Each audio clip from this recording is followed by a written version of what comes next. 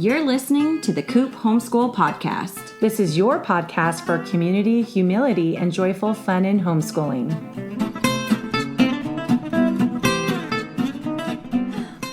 Hi, I'm Mandy. And I'm Jessica. And this is The Coop. So, we are talking about summer reading today. Woohoo! Yep, we're talking about summer reading for ourselves. Yeah, feed my soul. Yep. So, we're going to talk a little bit about the books we have already read, and then a couple more that we have, and then at the very end, we're going to let you know something that we're going to be asking you to join us in. Fun. So, before we do that, let's jump into the Scoop on the Coop. Ooh, well, this is a mutual scoop on the Coop, right? Yeah. I almost forgot already. We launched the Homeschool Hub. Yep. We created this whole page because, we already told you in our introduction about why we created this the Coop Homeschool and sort of what our mission is. And then with the whole coronavirus thing and the quarantine and people trying to school at home, we really felt called to be a resource for people and to be helpful. And then even as we launched our blog and then we started figuring out kind of where we wanted this to go, we even realized people are still asking the same questions. They're having a hard time figuring out, what do I do? How do I start homeschooling? Where do I look? What's required of me? You know, all those really basic questions. And so we really wanted to become a hub. Mandy said that one to me in a message, and I was like, hub, that's it. It's perfect. It's perfect. If I do say so myself. Yes. So we created the Homeschool Hub to be a source of centralized information, but we have it set up really nicely so that it's spread out. It's got lots of space. It's not too word intensive. We created the sections. You know, it starts off with getting started, like, what do you do first? Where do you enroll? What does that mean? You know, and so we just break that down for you in a couple of bullet points, and then we give you the resources. If you really need more information, go here, you know, and you can plug right in. And then we even have a couple of PDFs that you can pop up. So I have spreadsheets for you, and we have like one sheet information, especially if you're here in California where the Coop is located. We have lots of extra information for Californians because it's what we already know. So it's really easy for us to compile that for you. And then for the other states, we have that kind of in spreadsheets along with links to the Department of Education for each state, all that kind of thing. And Jessie, I know you spent probably 100 hours on this. A lot. But it sounds like a lot with the spreadsheets and everything. Right. But what it does is it actually decreases the overwhelm. It does. Yeah. And so we talked about in our overwhelm episode how it is so overwhelming to get started. Yes. You don't know where to begin. And with the Homeschool Hub, it actually takes that away. Even though we're hearing all this information is there, it's one place to go where that information is. And you're not like, wait, what about, do they need vaccines? Right. If I want to be in a public homeschool chart. Right. Or what do I do if my state doesn't allow, like, quote unquote homeschooling? Right. You tell them, well, you file this piece of paper, right, called this, you know, and you go into those details for each state. And I think that's really helpful because then you can just look at your state. Exactly. So the hub is really easy to just scroll, whether it's on your phone or on your computer. You're just scrolling. You can look at the headlines. You can jump to the sections that are applicable to you. And then there is deeper dives. So we wanted to keep everything on the surface really simple, not information that's hidden behind paragraph after paragraph of small type, because that's never helpful. I know when I go to a website like that and I see that, I'm like, I'm never going to find what I want. Yeah, I'm out. Right. I don't know. I'll have to ask somebody else. So we wanted to be those people answering the questions. So everything is there for you to go through. We even have a glossary at the bottom. I was going to mention that. What I love about that is homeschooling has its own set of words. Yes. And even though I went to school in education, got a credential in education, and when I entered homeschooling, most of those terms I have never heard of. Yep. So it's a whole different facet of education. So to have a glossary, it just helps you navigate this world, this whole new world. Exactly. So if you're not watching on YouTube and can't read it in our About Us section, you can get to the Homeschool Hub at our website. It is thecoophomeschool.com/homeschool hub. Yeah, and you're going to love it. Yep, it's going to be great. Share it with people who are considering homeschooling and are feeling like they don't know where to start. And then within the Homeschool Hub, we link to some of our amazing how-to blogs, how to start homeschooling, what does homeschooling look like, all that stuff. We even have one coming out tomorrow about creating community. Oh, awesome. Yeah. That's going to be its own podcast too. Yeah. But if you just are trying to figure out who am I going to hang out with now that my community is changing in homeschooling. So that's our plug for our Homeschool Hub. Yeah, and that was a great scoop, Jessie. Oh, thanks. All right. So we're talking today about books we're reading. Yes. Or books we've read. So I'm going to pull up the book I quote all the time as the one that I have read and love and model so many things after. Mm-hmm. And it includes things like poetry tea time and just how to find the magic in your home and your homeschooling and how to actually also survey your kids and find out what's magical to them. And it's called The Brave Learner, Finding Everyday Magic in Homeschool, Learning and Life by Julie Bogart. And this is definitely a good read, super creative. And I think it's a really great, almost it's not a textbook, but it's like a textbook for kind of new homeschoolers and showing you the gamut of what you could do and the creativity of what you can do, and that you don't have to replicate the classroom in your home. Right. And instead it shows you so many alternatives. Can you show them your... I definitely, I don't know if you can see it, but I underline as I read. I take notes in sections. I love looking at her I books. use clouds. So that way I can go, I even have a yes with my wrong arm because I broke my... that was when your wrist was broken? My wrist, yeah. I shattered it ice skating. So even with my wrong hand, I'm marking up my books. The Brave Learner, and that's the one that I've read that I highly recommend to every person I meet. And Julie Bogart's actually quite fascinating. She even has curriculum that a lot of people use in their homeschool. She is the creator of The Brave Writer. So if you know that curriculum but haven't read her book, it's a great opportunity to get to know her and a little bit about her philosophies behind creating The Brave Writer. Oh yeah, I need to look at The Brave Writer. I know, our kids are about that age, getting ready to enter programs. That'd be fun to do it together. Yeah. Okay. Let's do it. I'm going to write it down. All right. So the book that I've already read that I wanted to share. Oh my goodness. It's one that it's her favorite in the world. I love this one and I talk about it all the time. And this is, can we see it? Okay. Oh, too close. Okay. Jordan Peterson, 12 Rules for Life, An Antidote to Chaos. So I really love Dr. Jordan B. Peterson. He's a clinical psychologist and psychology professor. And now that he's not teaching, he actually is writing books. He has another one that was really good. It's a little bit more of a memoir, but it was really dense. And so at the time I picked it up, I was like, I don't think this is the right time. Yeah. This one is great because you can literally just pick up one of the rules. Rule 1, stand up straight with your shoulders back. Oh, good idea. And he calls it things like that because it's really tangible. Oh, there we go. It's really tangible and helpful.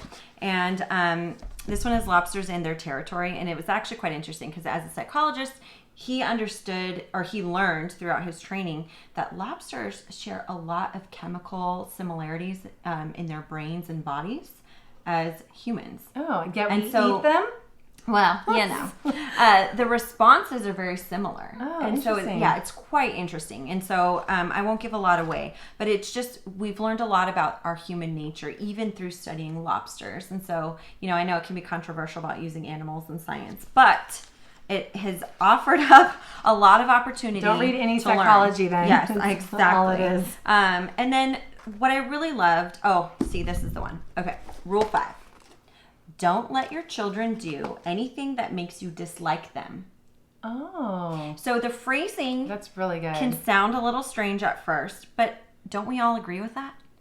Well, I was just telling you today when one of my kids we were playing a card game and she threw the card in the discard pile. I was like, nobody's going to play cards with you if you do that. Right. Don't do that. Right. That's not fun for us. Exactly. Why would we raise kids to be someone that we dislike? And that doesn't mean, just people that annoy us, because we don't get along with every personality type. You know what I mean? There's definitely some people that are awesome people that I'm just not going to want to spend all my time with. But that's that's different than disliking.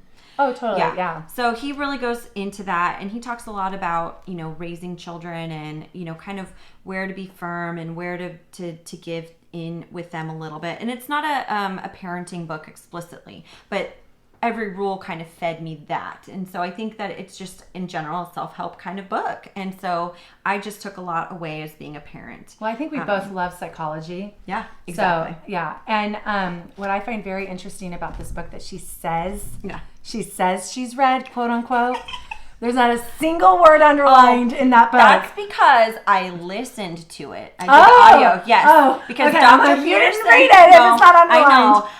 Dr. Peterson, he actually narrates it. Oh, so yeah. the audiobook, I get to hear him speak, that's which so I really awesome. love.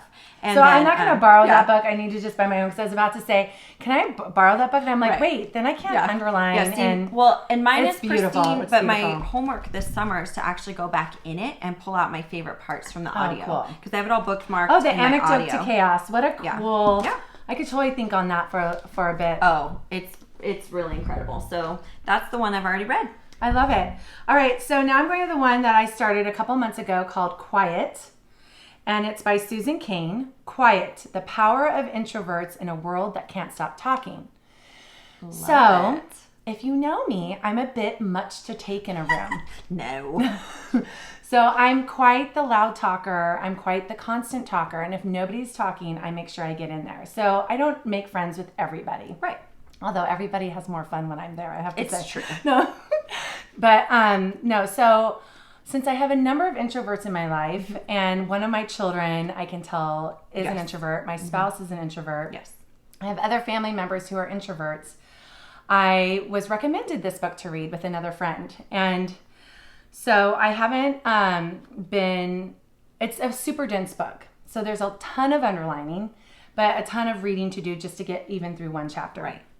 But what I love about it is it right now, well, I just read the chapter on the history of how the introvert ideal, it used to be America, all across the world had the introvert ideal, especially in the 1800s. And then Carnegie comes around, so early 1900s, it switches over to a salesman personality. And that's the extrovert ideal. Fascinating. Yeah. So that was really interesting to see and so it what happens then is the introverts get undervalued. And I love on the back, I'm just going to read it. It is to introverts, Rosa Parks, Chopin, Dr. Seuss, that we owe many of the great contributions to society. And there's so, it just takes one Rosa Parks. Right. So, and if she's an introvert, wow, what an impact, what contributions introverts can make to the world. And extreme extroverts like myself, a lot of times we dismiss it, or we say, you're not challenging yourself, or you're not putting yourself out there, or you're not participating. Right. And so I want to learn to value the introverts in my life, because some of those people are my top number one people to love and show love to. Right. And that's really fascinating, a world that can't stop talking. And, that's kind of similar to the language that I often use, that there's a lot of noise around certain topics. And, there's just a lot of noise. And sometimes it's hard to find a voice, that a powerful introvert, because there's just so much talking and people have a hard time being able to take a step back and really listen. Yeah, and she points out there's a lot of misrepresentation too. There can be the shy extrovert. Yeah. And there can be the outgoing introvert. So she talks about that spectrum where people are just assumed to be an introvert because they do like to observe as well. But that's not where they get their energy from being, quiet. Right. So that's one I'm still working through, but since it's so dense, it is taking me a long time. Look how thick that is. What is that, 2 inches? I tend to love the 1 inchers and the half inchers. Yes. So when this came in the mail, I was like, oh! I was blown backwards. Oh my word. That's when you rent or you borrow the audio version from the library. That's and a then great when you idea. hear something you like, then you can go underline it. Oh, yeah. So hint to moms. So you do both. You do both. Yeah, I love my physical books, but I just know I have a hard time reading a physical book with a 2-year-old in my home right now. Right. And but I do a much better job. I've got the little Bluetooth earbuds. And so I just put one in. So I'm still listening to the kids, but while I'm cooking dinner, doing laundry, doing the dishes, anything, driving in the car now, because my daughter's listening to her own audiobook at this point in our lives. So those little earbud Bluetooths, mamas, I'm telling you, if you don't think you can read, try that. Because you're not tuning out the world, but you're able to rent a book or from the library. Or if you want to go ahead and do an Audible account, you can start collecting your audiobooks. But. And what I also love about that is that you say you can still have the book. Because when I was in a book club and I would do some audiobooks, I was not, when I wanted to underline, I couldn't. Yes. And so then I kept a journal, and then I'd be like, okay, I have to remember it's at 22 minutes of chapter 5 or whatever. Most have a bookmark option. So I can, so that's what I did with my 12 Rules for Life book. When I was listening to the audio, I would bookmark it. And then I could go back and then I could underline, like what he said. Or write it down. Knew? Yeah. So, tool for you. Surprise. Because a lot of these books you can find through the library. There's a long wait list for what is this one? The Brave Learner. The Brave Learner. Because I'm on the wait list right now. So I have my physical copy at home, and it's beautiful and clean and hasn't been touched. Yeah. But I'm waiting for the audio to be available. It's genius, Jessie. It's genius. Well, I was desperate to finally start reading again. I felt like I was in this zone of not being able to read because I had my son 2.5 years ago, and I was like, I'm never going to read a book. And then I came around to reading on my iPhone, which I don't love, but that was doable. And then I realized the audio is really where it's at. Yeah. Well, especially when you're putting them to bed at night. I remember sitting there nursing, because I always nursed my kids to sleep. Yep. And whether that's okay or not okay, Doesn't matter. I didn't care. Yeah. Right. And I would always watch Ellen. Yes. And drink my Izzy and have my Reese's peanut butter cups. So funny. So yes. Instead, it would have been awesome if I could have just been having a Bluetooth in my ear and even just closing my eyes and just really being present in the nursing and the cuddling. Right. See, I did a lot of that with my oldest, watching the TV shows and all that stuff with my first. And then with my second, there was just no way to do that. There was no space to be in where we could be comfortable and I could watch something. So it just became books. And it worked out really well once I did this, and especially with the library, because then I didn't have to buy both the audio and a physical book. And for a lot of things, I don't even buy the physical book. But for these kind of self-help, valuable homeschool books, I want to have them. They're part of my, collection, and I can hand them out to a friend to borrow or have my husband peruse. Go ahead, Mandy. Genius, Yes. if I do say so. No, so it's really great when your husband can be on the same page, and they can't get on the same page if you're doing all the reading for homeschooling, or you're doing all the reading for parenting, or teaching how to budget, or even just budgeting yourself. So if you're doing all the reading, then when you go to talk with your partner in life about it, and they want to engage, you're like, wait, I've already done 300 pages of this. Like, I'm not now going to sit for 3 hours and rehash 300 pages to you. Just read the book. And it's like, well, I don't want to read the book. So after a number of arguments about that, because both my husband and I love to debate. Yes. So after a number of discussions about that, I came up with the idea as, since I underline anyways, why don't you just read the book, just my underlines? Right. And yes, some pages I do underline the whole page. Right. Because you found all of it valuable. Yeah. Right. And then what if you just take my book and you just read the underlines, and if you need more of the argument, or you need more explanation, or you want to engage about that first, then go deeper and read the sections I didn't underline regarding that topic. Right. And then it's a lot easier. It's a lot easier to discuss and come up with a plan, or come up with problem-solving strategies, or come up with a budget, or whatever it is. And they only take 20 minutes to do. You just sit there, he peruses it, 20 minutes, he's done. He says, on board. So I think we started that with either Ben Sass's The Vanishing American Adult, or Paul Tripp's parenting book. Right. Yes. So it's one of those two books that we got into more of a heated discussion about it. And I was like, here, just read my underlines. Yeah. There you go. Funny. So, okay, your turn. Yes. This is the next one I'm in the middle of, which is, I mentioned this on the last episode. I can't say, there it is. Free to Learn by Dr. Peter Gray. Why unleashing the instinct to play will make our children happier, more self-reliant, and better students for life. So he actually is a psychology professor who literally wrote the book Psychology for universities. So cool. The textbook. What's his last name? Gray. Oh, yeah, So Gray. Dr. Peter Gray. So he ended up incidentally realizing an unschool philosophy. So he and his wife are, very smart people, well educated, and had their son in traditional public school, and his son was miserable. And then that turned into acting out in multiple different ways, and it resulted in a big conference when he was 8 years old.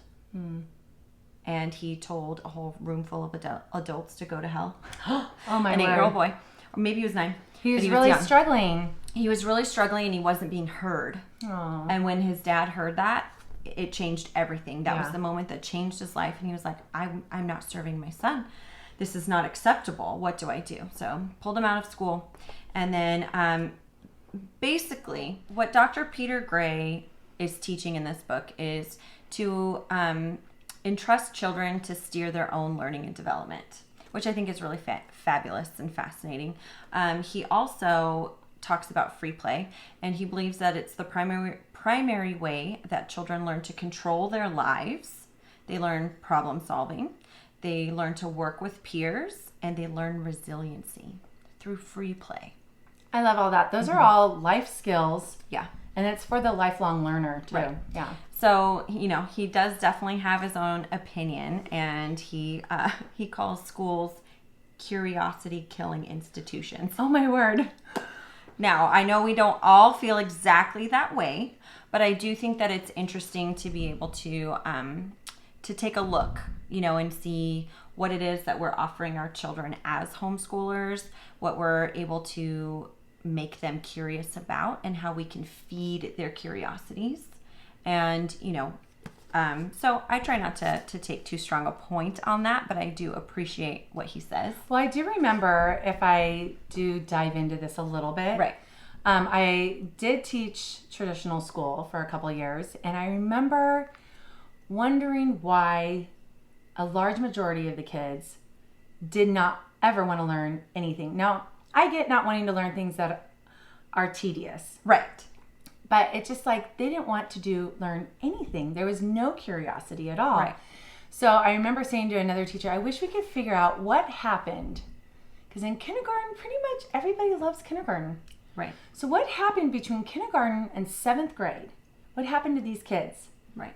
And how can we figure that out? And the ones who do want to learn, how can we bottle that? Right. And share it? Right. And this other teacher I was talking to about it, she was like, that's the question. Right. Like, we all have that question. Right. Yeah. I think it a lot, if I do say so myself, I think it comes down to what we're curious about. I think you and I were just naturally curious about everything. So school fed us. We were both public schoolers I was for most of my early childhood education, or all of my early childhood education. But I was curious about everything. So I didn't find anything very tedious about school, but someone like my husband, it was all tedious. Those weren't the questions he wanted to know. Those weren't the questions he had. He didn't care about any of that stuff. If he was being honest, he wanted to be a dolphin trainer. So if you weren't learning about dolphins, that's so cool. And I started to understand that. And even in my teaching, I teach ballet.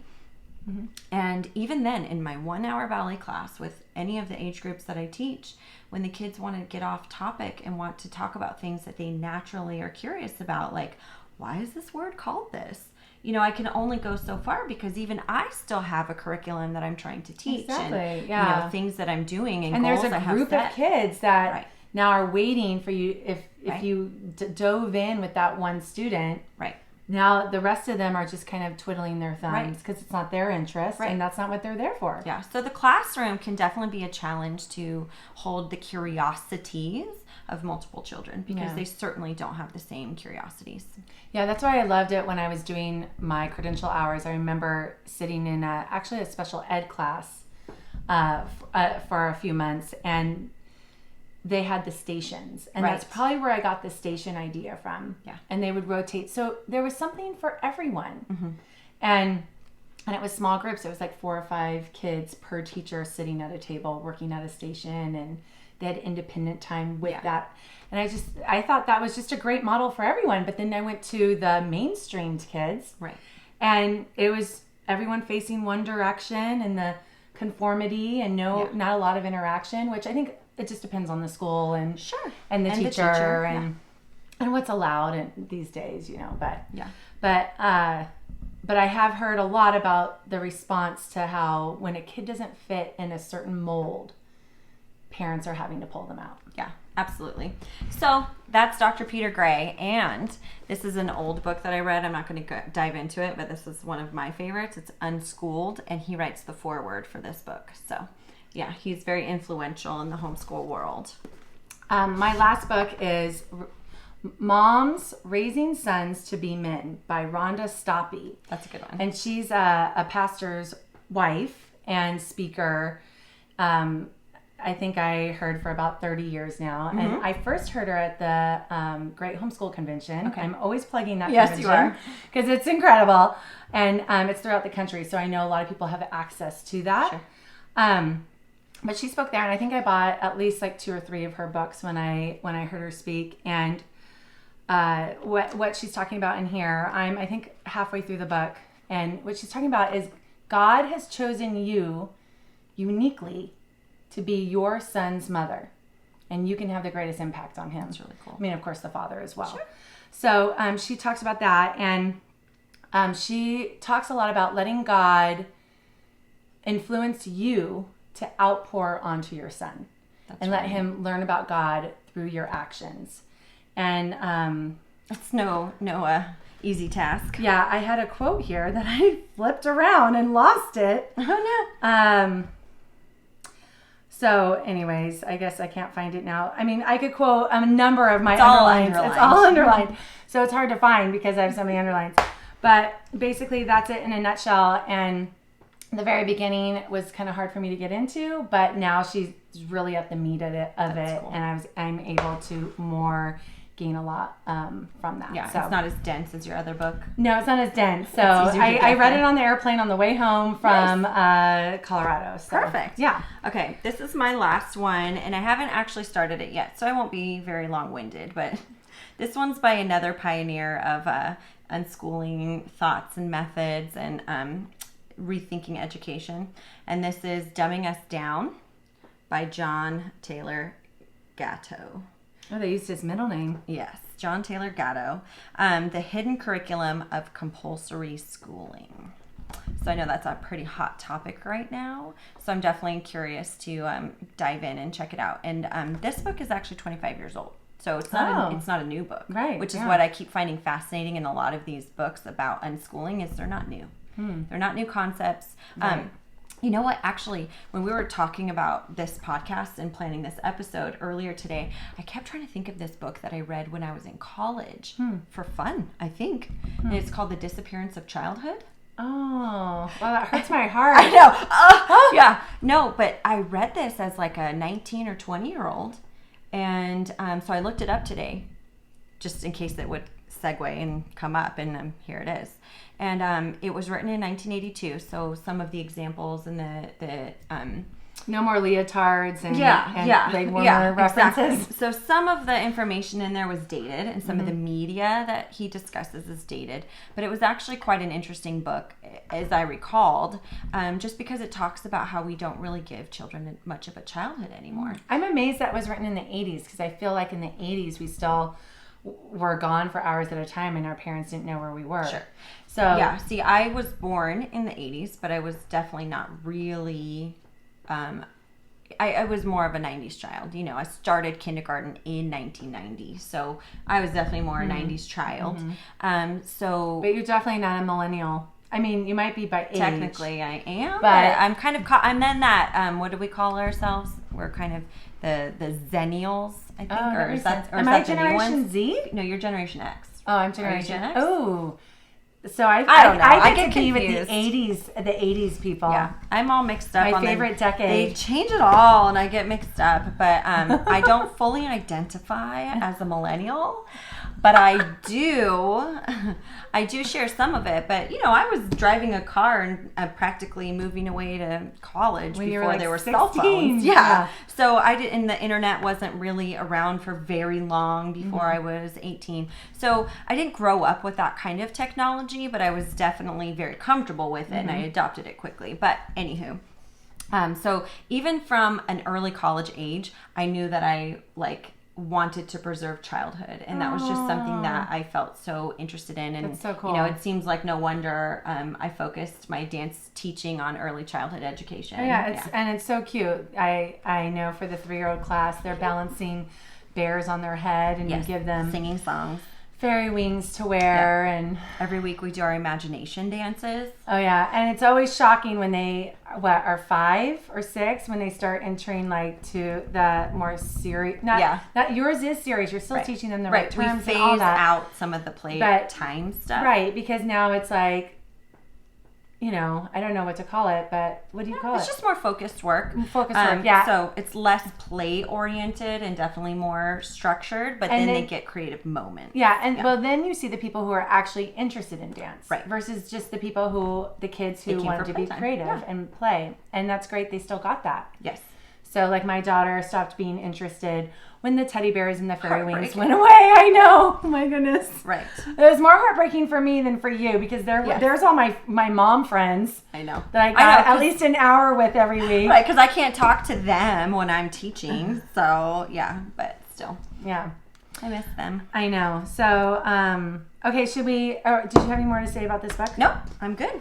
Okay, so we're going to introduce now.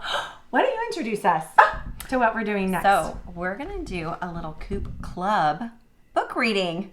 So we're going to start this in August, and we're going to do this over the course of 4 months. So no need to read an entire book in August, but we wanted to do it with you. So we're going to introduce the chapters and go through that. We'll post that on our website and on our Facebook group pages, and invite you to come join reading this new book with us. And we're going to do this the last episode of each month. So the very last episode in August, we'll be talking about the first few chapters, and then the last one in September, and so forth. And then we'll be done for December, and then we'll have a new one in the new year. Do you want to introduce the book? Sure. It's called I'm holding it up for the camera. Homegrown. Adventures in Parenting Off the Beaten Path, Unschooling and Reconnecting with the Natural World by Ben Hewitt, author of Saved and the Town That Food Saved.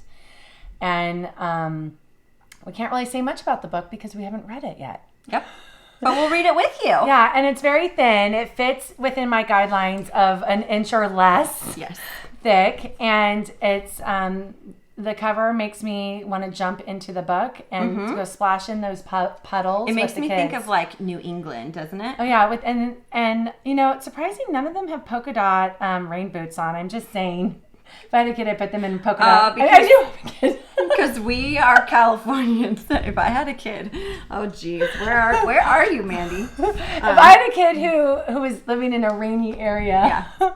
No, but see, that's the thing. I think we get to buy the novelty rain boots because we don't need them. I know. So I'm guessing if you live in a rainier climate, maybe you need real rain boots. Yeah, and the chapters are The Reckoning, Coming to the Land, The View, Drive, The Early Years, Big Sticks, The Downside of Convenience, Work of the World, Risk and Responsibility, The List, and How It Ends. And so we'll just, as Jessica said, we'll just do a bit per month, so it shouldn't be too overwhelming. Yeah. And we all have a lot to learn. So let's learn together and discuss this together. So get your book now.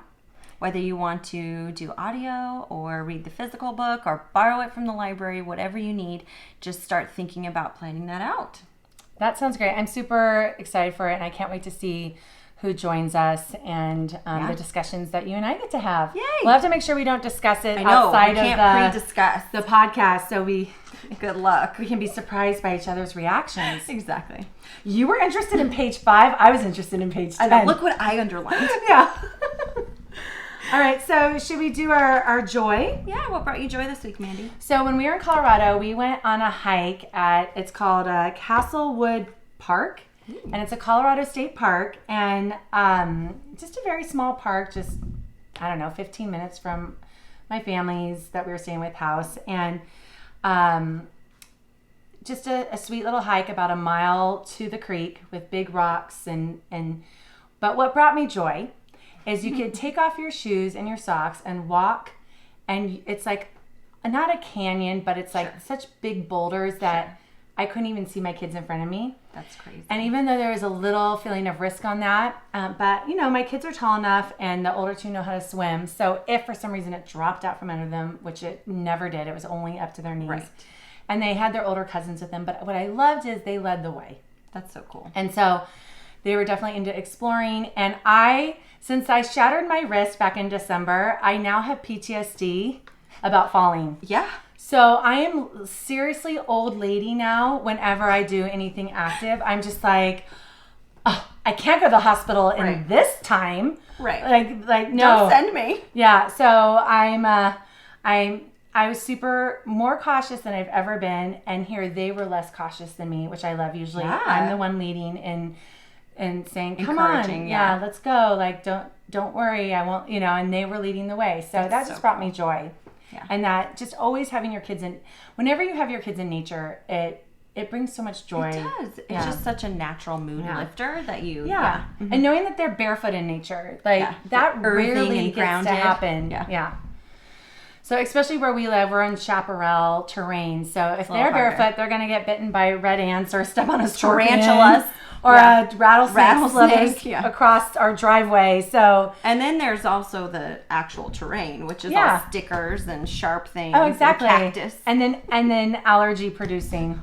So It's easy to be earthing. Yeah, except for the beach. Yeah. Oh, definitely. But yeah, so I definitely love that their feet were feeling all the different textures of really rocks underneath their feet and stuff like that. So what about you? Well, my 8-year-old is really starting to get more independent, and I think we all feel this in waves. It kind of hits you when a new task is adopted or something. And so it kind of really hit me this week that she's just getting so old and so capable and so independent. Mm-hmm. And I should be feeling really proud that we were able to get her to that place and that she feels confident and capable. Yeah. But instead I feel like my baby is just continuing to grow up. I know. And it's just so hard for me. Yeah, that makes my heart sink. Doesn't it? But it's I thought this was supposed to be joy. I know, but it is joy. So she made her own lunch the other day because she knows that I don't usually make a lunch meal. I will help assemble like an easy plate, cashews and lunch meat and cheese or whatever, fruits and veggies. I will help that get assembled, but I'm not going to cook a lunch, So anyway, she really wanted to make her mac and cheese.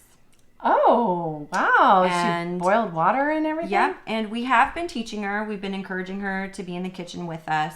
And so my husband's really been working on the mac and cheese with her because that's often a dinner they do, when I'm here, when I'm doing something.